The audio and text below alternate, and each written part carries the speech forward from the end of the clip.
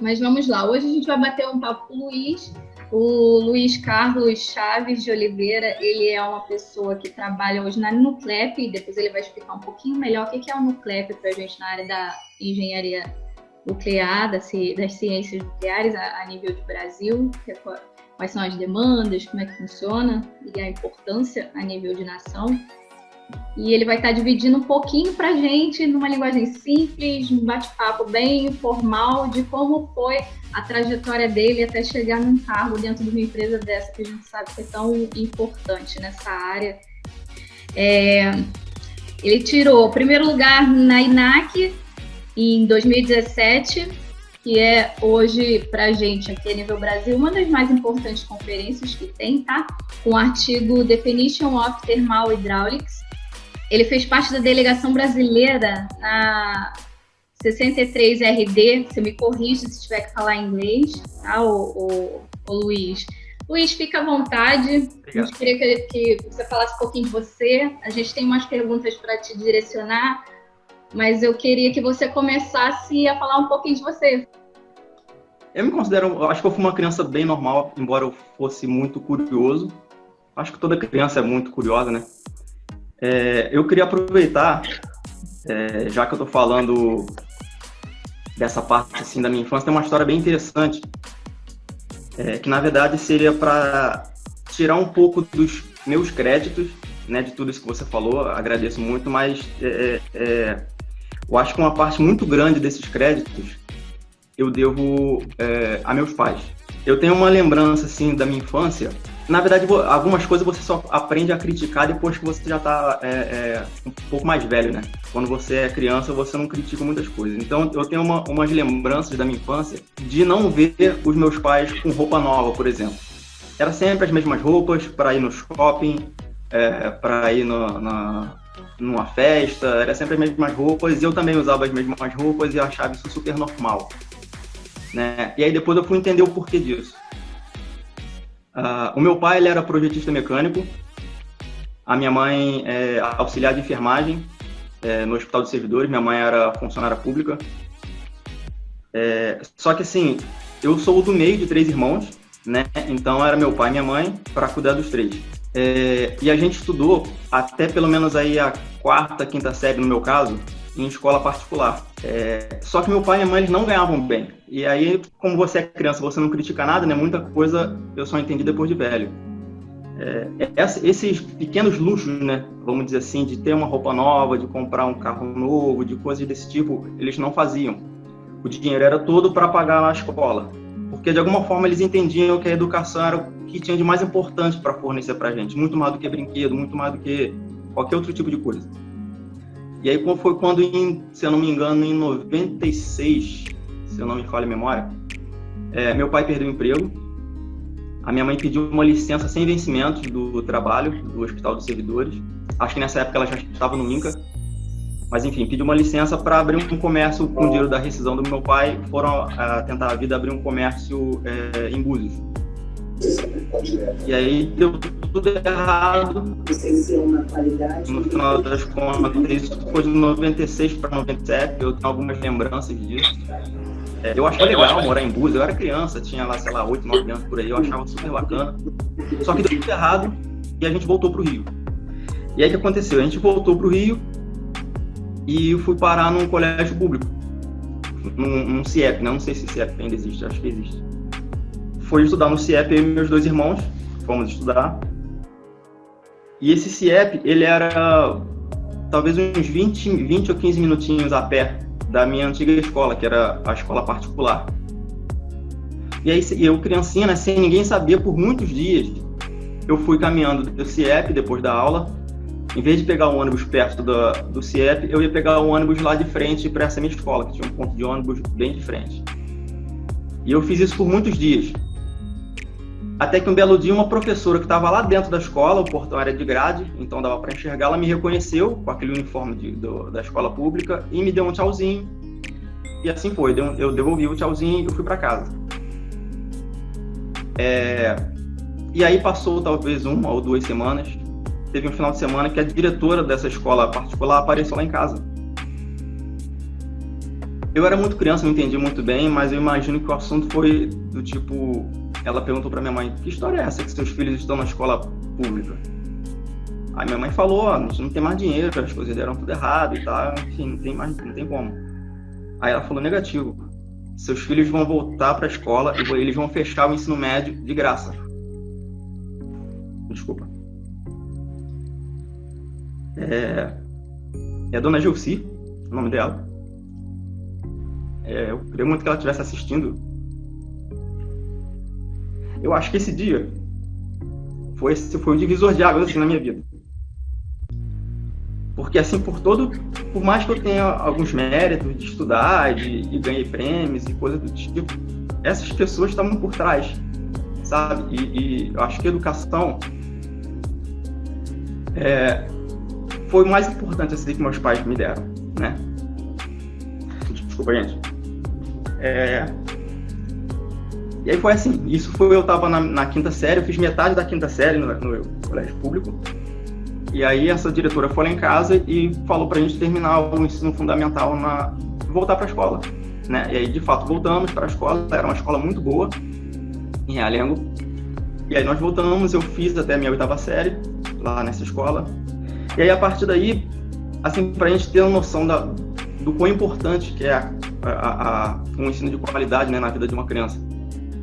Eu terminei a 8ª série nessa escola, e aí eu fiz a prova para a FATEC na época, para fazer curso técnico, para a FATEC e fiz para o Cefet.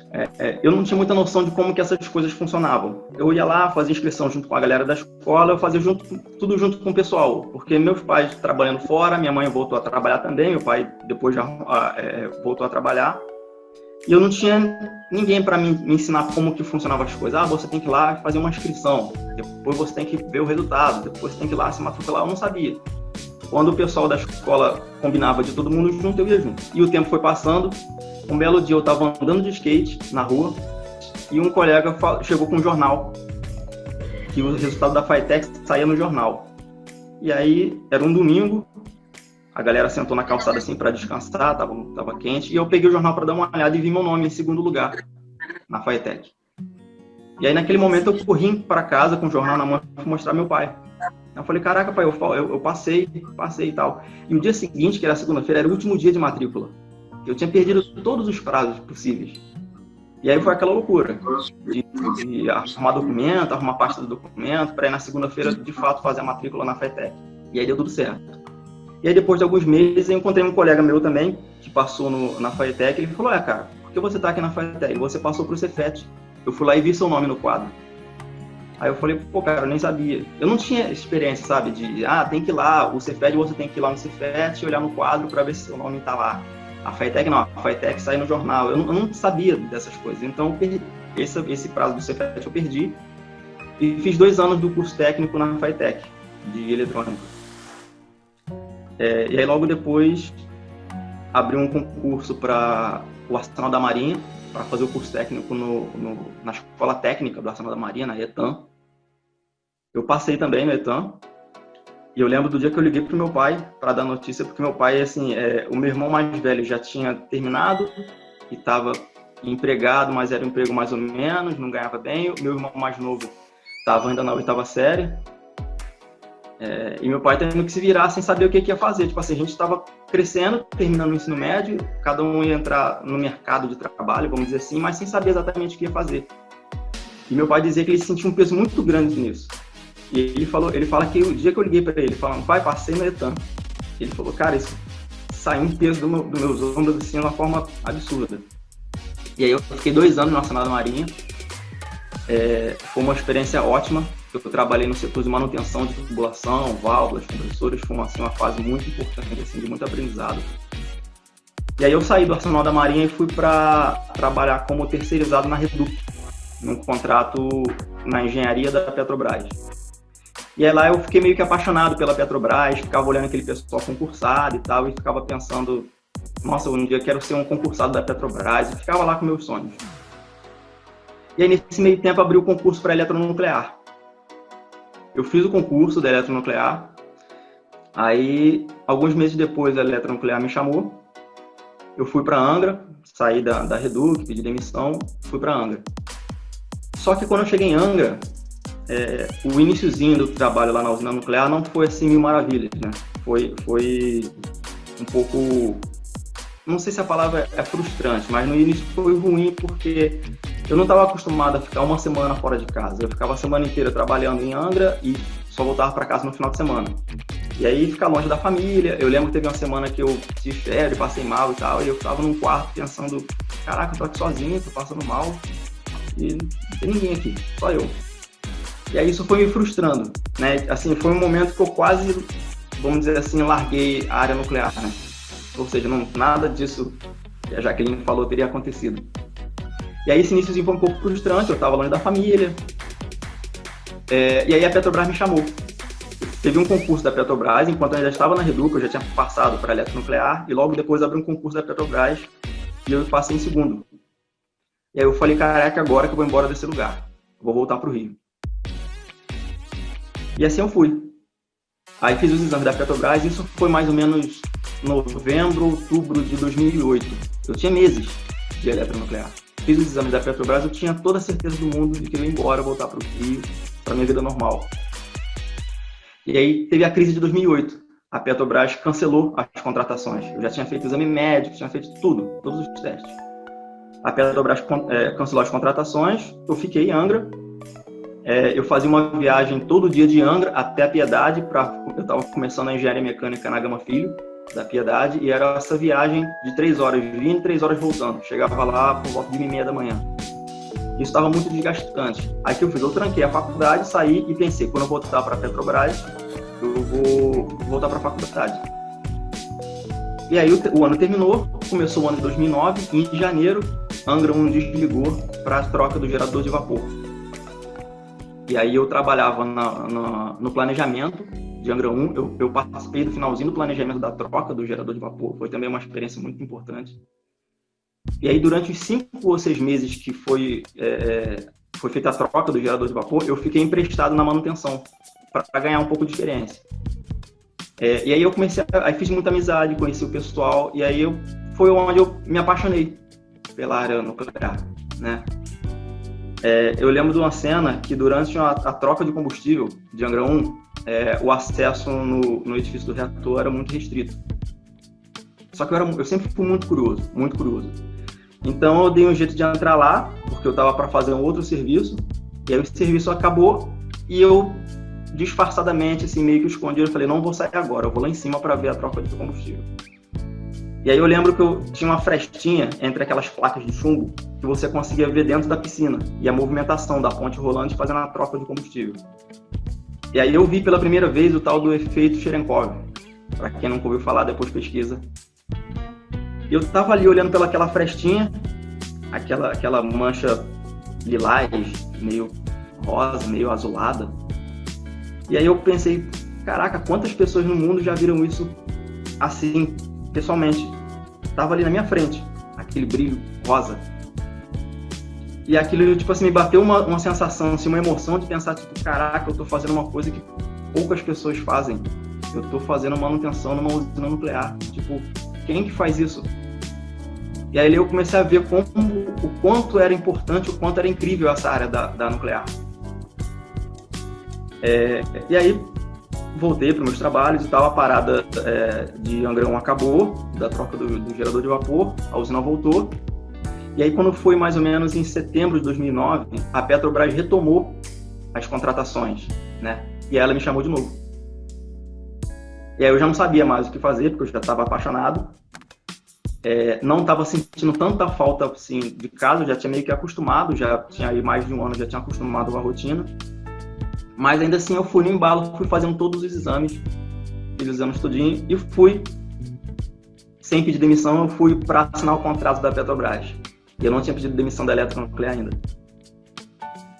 E aí fui no dia lá que a menina, aí era um auditório assim bem grande, eu tava com meus documentos na mochila, e a menina me chamou. Eu lembro que esse concurso da Petrobras eram acho que 94 vagas, se eu não me engano, 12 pessoas foram aprovadas e lá no dia para contratar só tinham 8 pessoas. Então assim, essa pessoa que era a pessoa da RH que precisava preencher as vagas, ela estava um pouco desesperada pelo número de pessoas.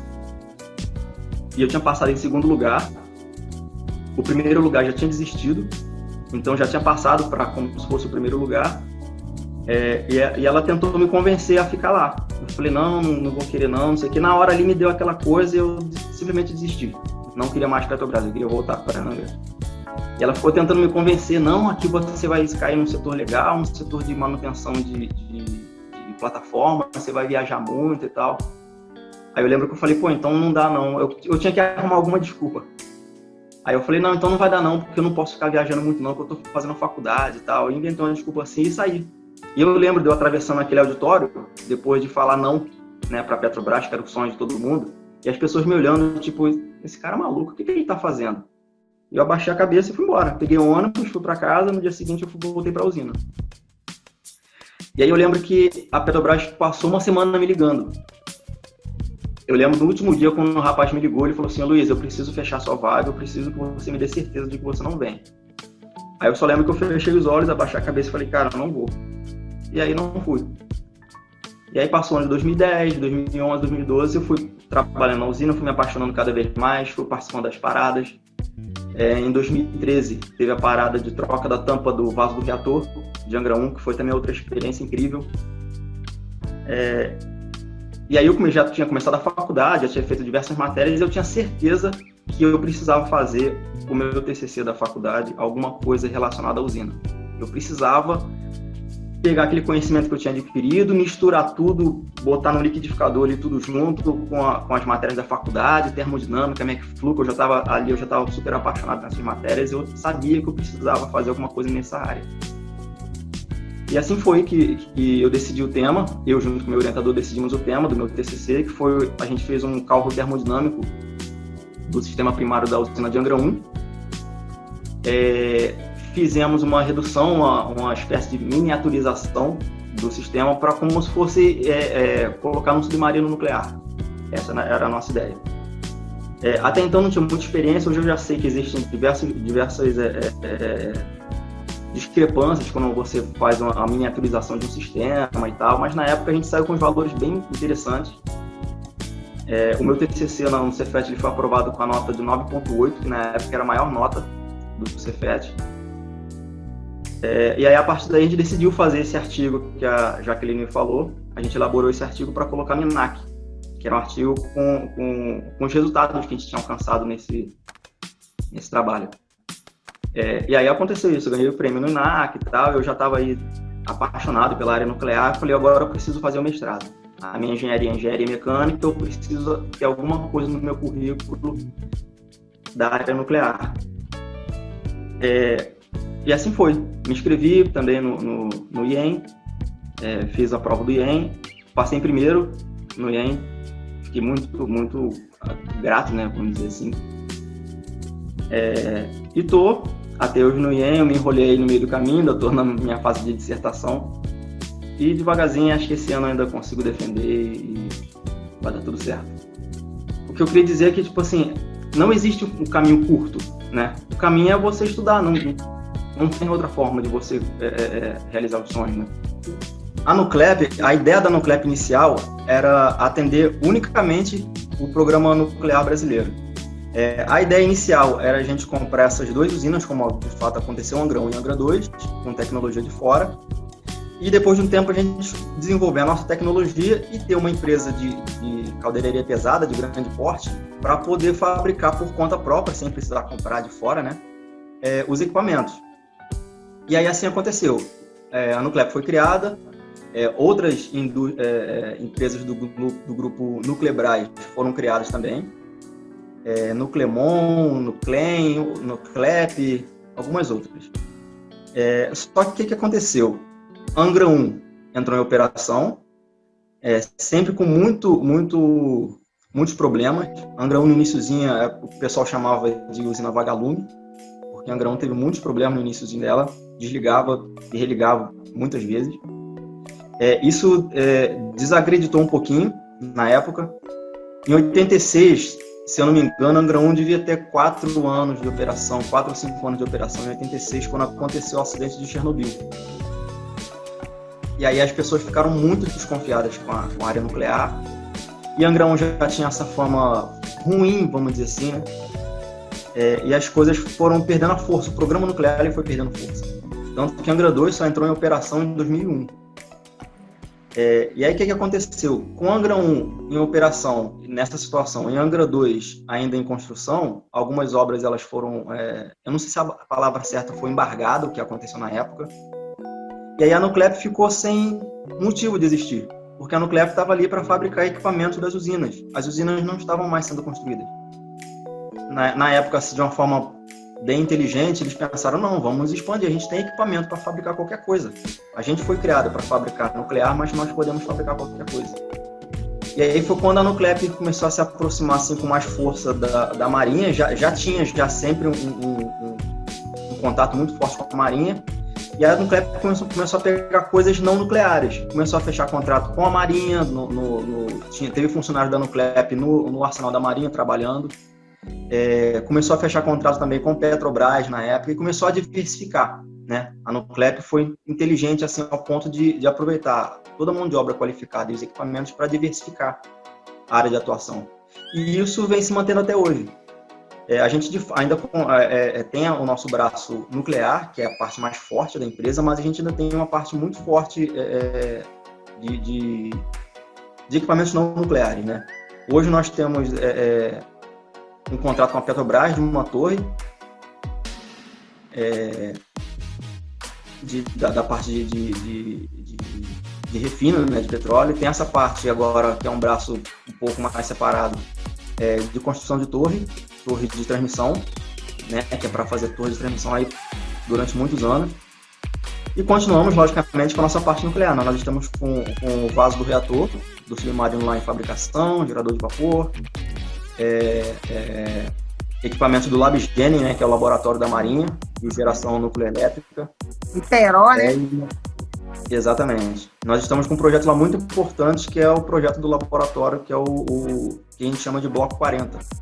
Que, na verdade, é o laboratório para poder fazer os testes para aplicar, né, de fato no submarino nuclear. Assim, em resumo, hoje o Nuclep é esse. O LabGen, hein, Luiz? Você sabe falar um pouquinho sobre o LabGen pro pessoal aí? Que a gente que é meio de marinha, assim, dessa área, a gente meio que sabe, né? Eu vou tentar dar um resumo, assim... É um resumão, porque ele é grande, né? Bem superficial. O que acontece? A Marinha, ela se propôs a fabricar o primeiro submarino nuclear. Só que você não pode fabricar um submarino e colocar ele para funcionar sem antes você ter um protótipo de um submarino com toda a parte nuclear dele funcionando 100% em escala 1:1, de modo que você prove, vamos dizer assim, que tudo aquilo funciona de fato sem nenhum perigo, sem nenhum vamos dizer assim, sem nenhum problema. O que eu queria te pedir agora, Luiz, você deixasse assim, deixar um conselho para quem está entrando, para quem viu que não é coisa de extraterrestre, que tem como fazer sim. Queria que você deixasse isso como um conselho para quem está entrando agora na área da pesquisa, que quer se firmar, quer virar um profissional, quer ter uma vida equilibrada dentro dessa área, quer ter ascendência dentro dessa área. Deixasse esse recado pro pessoal aqui da UNCLEAR, né, Nath? Isso aí. O pessoal do Porque nosso público é um público, né, curioso, é um público de ensino médio, e a galerinha assim que vai prestar o vestibular, né? E a gente quer incentivar todo mundo a conhecer a área nuclear e ver que não é um bicho de 7 cabeças. Ele profissional que é fascinante no mercado, que mudou, não sabia o que fazia e agora está se achando. Então é para todo esse público que de alguma maneira quer ir fazer carreira na pesquisa. Queria que você deixasse ele para esse pessoal. Eu vou começar com uma... Vou voltar lá na minha infância, vou contar uma historinha bem curtinha, que é o seguinte, eu tenho uma admiração assim, muito especial pelos meus pais, porque eles conseguiram, em 3 crianças, despertar esse interesse pelo estudo, porque a criança não gosta de estudar. A criança não gosta de estudar, a criança, em geral, né? Não generalizando, mas assim, a criança não gosta de estudar, a criança não gosta de matemática, a criança não gosta de brócolis, a criança não gosta de beterraba. Então, assim, de alguma forma eles conseguiram despertar esse interesse. Eu me lembro de muitas vezes o meu pai, ele ia na faculdade de Simonsen, em Realengo, fazer um cursinho de mecânica. Ele me levava eu e meus irmãos, ele matriculou a gente num cursinho de inglês para criança, a gente ficava lá no cursinho de inglês, aprendendo as palavrinhas lá, e no horário de intervalo eu ia para encontrar meu pai. Ele estava lá no pátio com o motor de um carro aberto, junto com a turma lá da turma dele, e ele ficava lá me explicando as coisas, eu não entendia nada, mas de alguma forma ele despertou uma curiosidade, que é a curiosidade de aprender as coisas. E eu lembro que a gente chegava em casa, às vezes, esses cursos eram sábado de manhã, domingo de manhã, e a gente chegava em casa e muitas vezes estava rolando um churrasco lá em casa, e aí meus primos, cara, mas tá estudando, não sei o que, hoje é sábado, não sei o que. Assim, isso acontece. E para mim era normal. De alguma forma meu pai, ele conseguiu despertar esse interesse e eu achava isso normal. E de alguma forma, isso acontece até hoje. Quando você deixa de ir para alguma festa, ou você deixa de encontrar os amigos para poder beber, porque você precisa... Tá acontecendo comigo. Pô, não vou poder não, porque eu tô agarrado com a minha dissertação. Você é maluco, cara, final de semana. Gente, a área nuclear não é nenhum bicho de 7 cabeças, mas também não é a coisa mais fácil do mundo. Você precisa se dedicar e você vai precisar abrir mão de diversas coisas. Como qualquer outra área. Mas assim, eu tô falando especificamente da área nuclear porque é a nossa. Então assim, isso vai acontecer muitas vezes, da mesma forma que eu era criancinha e eu chegava em casa já no final do churrasco e meus primos riam de mim. Hoje pode ter gente rindo de mim porque eu deixo de ir não sei aonde, porque eu tô fazendo minha dissertação, paciência. Então assim, é dedicação. Eu acho que a palavra é dedicação, resumindo. É se dedicar, é você saber que precisa de fato abrir mão e estudar. O conselho é esse, se dedicar.